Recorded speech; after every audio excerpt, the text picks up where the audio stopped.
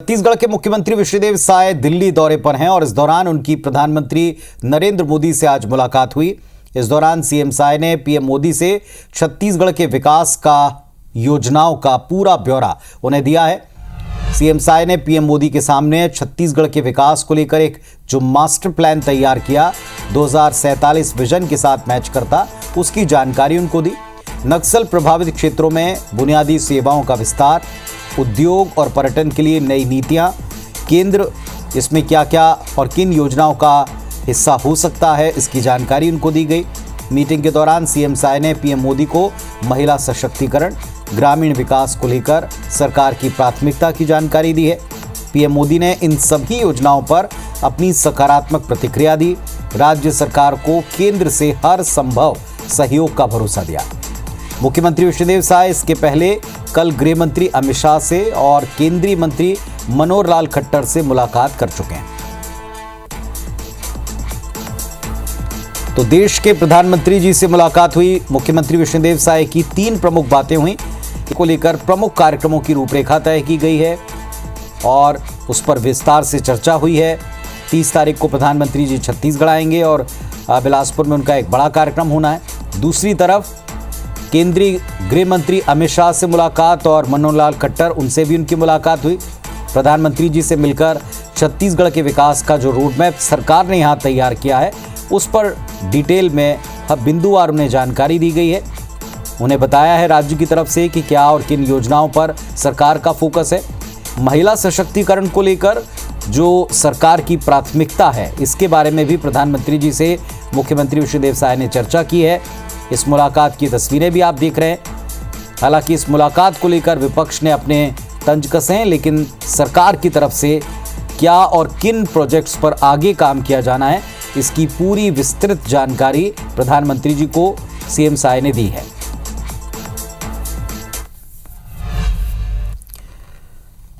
और अब बात विपक्षी दल कांग्रेस पार्टी के अपडेट की कर लें। रायपुर में पीसीसी प्रभारी सचिन पायलट कल छत्तीसगढ़ पहुंचेंगे। सेंट्रल जेल में बंद हैं पूर्व कैबिनेट मंत्री कवासी लखमा, उनसे मुलाकात करेंगे।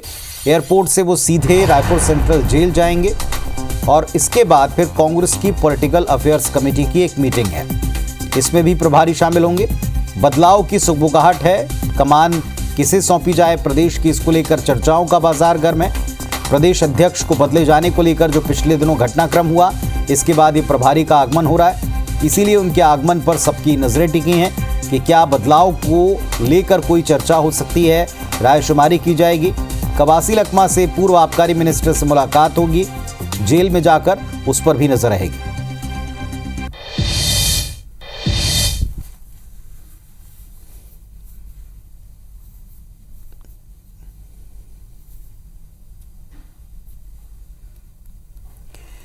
महतारी वंदन की तरह महतारी सदन योजना भी साय सरकार की फ्लैगशिप योजनाओं में शामिल है, लेकिन इस योजना को लेकर अब सियासी आरोप प्रत्यारोप दिख रहे हैं। आज विधानसभा में सत्र के दौरान प्रश्नकाल में नेता प्रतिपक्ष ने यह आरोप लगाया कि योजना के क्रियान्वयन में पक्षपात साफ दिखता है। विपक्ष कहता है कि प्रदेश में स्वीकृत 194 महतारी सदन में से केवल 5 सदन कांग्रेस नेताओं के क्षेत्र में दिए गए हैं। लगभग बाकी के सभी महतारी सदन भाजपा नेताओं के क्षेत्र में बनाए जा रहे हैं। विपक्ष महतारी सदन योजना के तहत बनने वाले भवनों की निर्माण प्रक्रिया को भी सवालों में खड़ा कर रहा है। हालांकि सरकार ने विपक्ष के सभी आरोपों को खारिज किया, नकारा। मेरा ये आरोप है 194 इनने टोटल स्वीकृत किया है अभी तक, उसमें से सिर्फ 5 कांग्रेस विधायकों के क्षेत्र में है। 194 में 5, बाकी के 185 जो हैं सिर्फ चुन चुन करके भाजपा के विधायकों को दिया गया है। तो ये कोई प्रक्रिया है क्या? और इस योजना का आशय यही है माननीय अध्यक्ष महोदय कि बहुत सारे 2,60,000 महिला स्व सहायता समूह बने हैं। गांव में महिलाओं के स्व सहायता समूहों के विभिन्न क्रियाकलापों के लिए स्थान उनको उपलब्ध नहीं हो पाता है, इसलिए इसको प्रारंभ किया गया है। अभी तक लगभग 200 आवास जो है इसकी स्वीकृति और इसकी अनुशंसा की जा चुकी है।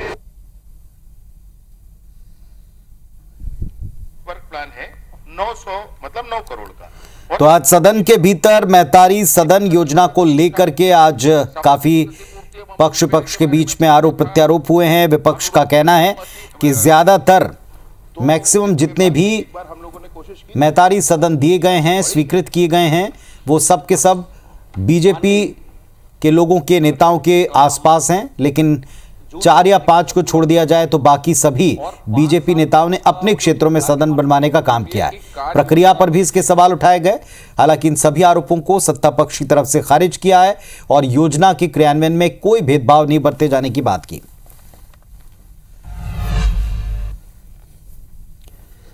और अब आते एक और योजना या ऐलान के ऊपर हो रहे आरोपों पर की सीएम के जन चौपाल लगाने की बात पर अब जुबानी जंग छिड़ गई। कांग्रेस और बीजेपी आमने सामने हैं। रायपुर से इसी से जुड़ा एक बड़ा अपडेट आपको दे दें। पूर्व मंत्री अमरजीत भगत ने तंज कसते हुए कहा है कि सब छोड़कर केवल शराब पिलाने की प्लानिंग कर रहे हैं। ये विकास का पैमाना नहीं है। जितना ज्यादा हो सके विकास का काम करना चाहिए, ये कहना है पूर्व मंत्री अमरजीत भगत का।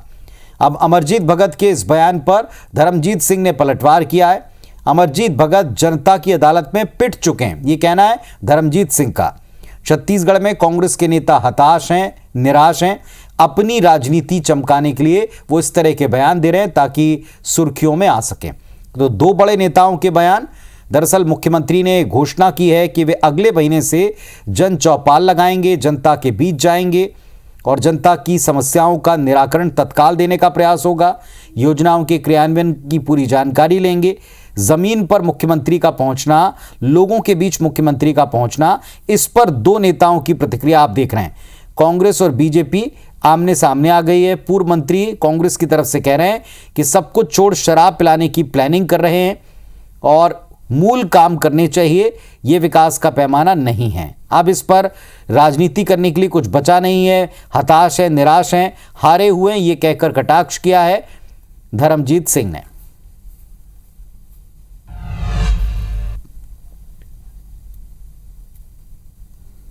काम करना चाहिए और जितना ज़्यादा हो सके विकास का काम करना चाहिए। आप तो सब छोड़ करके केवल शराब पिलाने के लिए प्लानिंग कर रहे हैं, तो ये विकास का पैमाना नहीं है।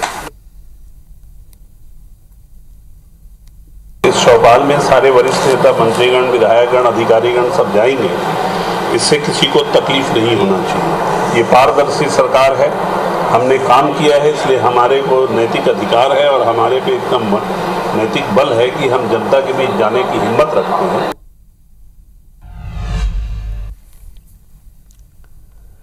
और इधर सूरजपुर से आपको एक बड़ी खबर दे दें। मंत्री लक्ष्मी राजवाड़े को अपशब्द कहने के मामले में भैयाथान जनपद अध्यक्ष के पति गिरफ्तार कर लिए गए। अध्यक्ष पति मैनेजर पैकरा ने कहा था, कुछ अपशब्द कहे थे, जिसको लेकर वीडियो वायरल हुआ। भाजपा कार्यकर्ताओं ने इसका विरोध किया, थाने पहुंचकर शिकायत की। अब भटगांव थाना पुलिस ने आरोपी को गिरफ्तार कर लिया है।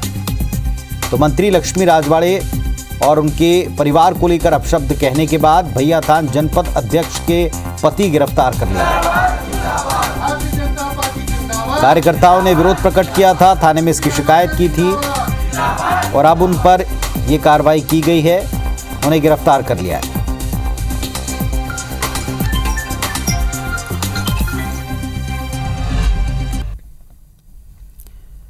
धर्मांतरण प्रदेश में एक बड़ा मुद्दा है। पति पत्नी के अलग होने की कहानी जो धर्मांतरण से जुड़ती है, ये चर्चा में। ईसाई धर्म अपनाने के बाद पत्नी ने पति और बच्चों को छोड़ने का फैसला किया। ये पूरा प्रकरण है क्या, कहां से शुरू हुआ और अब क्या स्थिति है, इस रिपोर्ट में जानिए।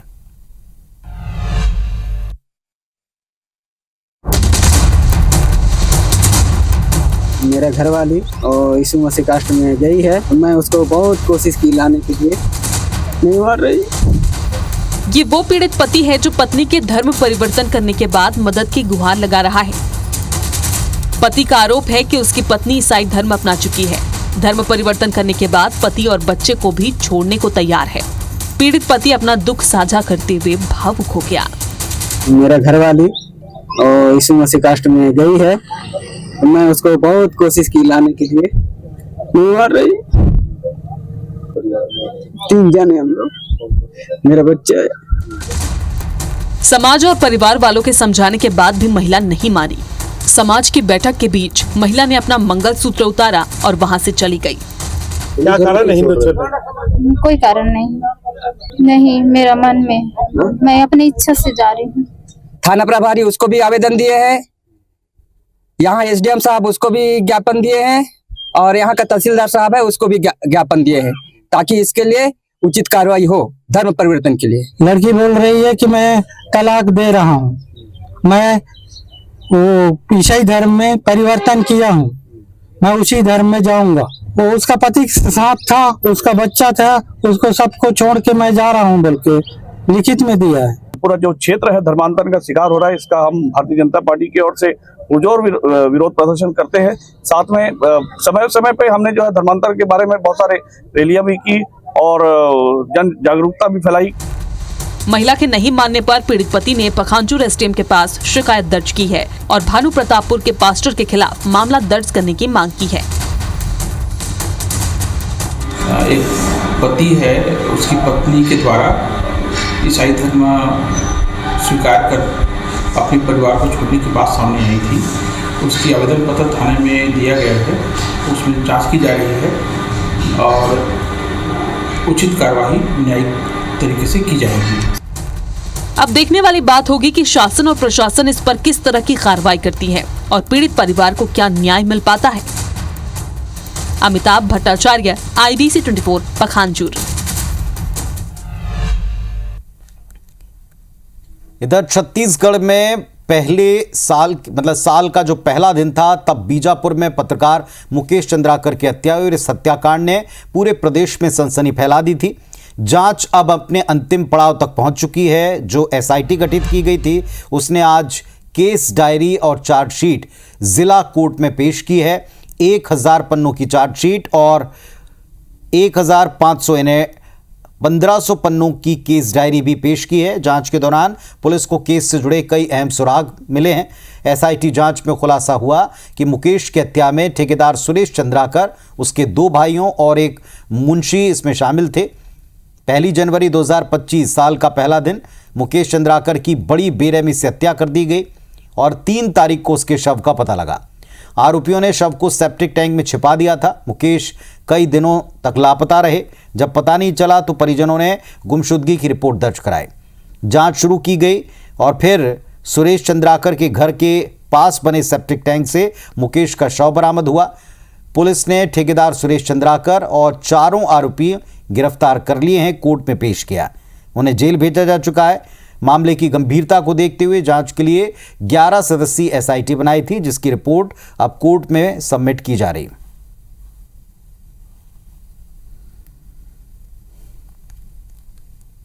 पत्रकार साथी मुकेश चंद्राकर हत्याकांड मामले में अब पूरी इन्वेस्टिगेशन के दौरान काफ़ी बारीकी से डिजिटल एवं फिजिकल एविडेंसेस को देखा गया है और उन्हें इस केस में केस डायरी में प्रॉपर तरीके से इंक्लूड किया गया है। साथ ही साथ हमारे द्वारा पूरी कोशिश ये है कि जो 4 आरोपी हैं उन्हें माननीय न्यायालय के द्वारा कठोर से कठोर सजा दी जाए।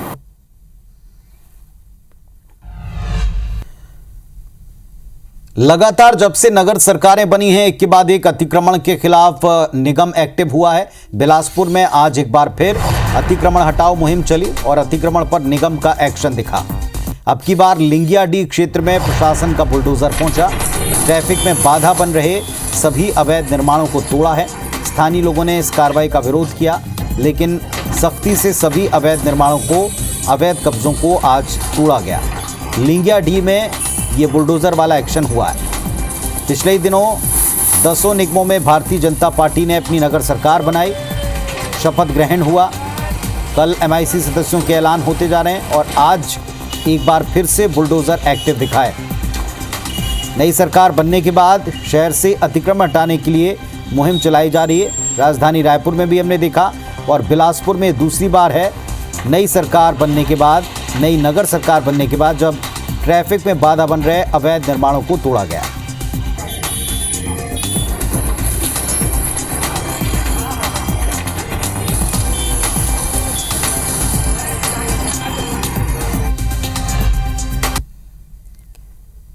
धमतरी में रिफाइंड ऑयल से भरे मेटाडोर को लूटने का प्रयास किया। नकाबपोश बदमाशों ने ड्राइवर पर हमला करके उसको गंभीर रूप से घायल कर दिया और इस घायल को अस्पताल में भर्ती किया। हालांकि इसमें वो कामयाब नहीं हो पाए, लेकिन रिफाइंड ऑयल से भरे मेटाडोर को लूटने के प्रयास में ड्राइवर बुरी तरह से जख्मी हो गए। तो ड्राइवर गंभीर रूप से घायल हुए हैं। हमले में बड़ी खबर है, एक मेटाडोर जिसमें रिफाइंड ऑयल भरा हुआ था उसे लूटने का प्रयास किया।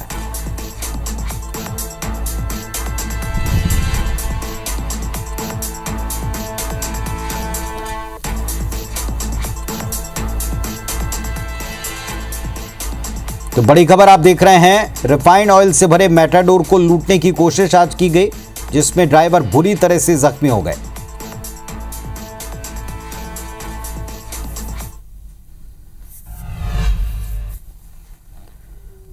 खबर रायपुर से ही है, जहां बीमे के नाम पर 7 लाख रुपए की ठगी हो गई। ठगों ने कारोबारी से ऑनलाइन ठगी की है। 10 साल की पॉलिसी दिलाने का झांसा दिया और 7 लाख रुपए ठग लिए। अज्ञात ठगों के खिलाफ एफआईआर दर्ज हो चुकी है। रायपुर के सरस्वती नगर थाने में यह प्रकरण दर्ज किया गया है। ऑनलाइन फ्रॉड से बचने के लिए अक्सर ताकीद की जाती है, ऐसे झांसे में ना आए। रुपयों को दोगुना करने का लालच, लॉटरी लगने का लालच, यहां बीमे का लालच दिया गया कि 10 साल का लमसम बीमा, 7 लाख रुपए इसके नाम पर ठगे गए।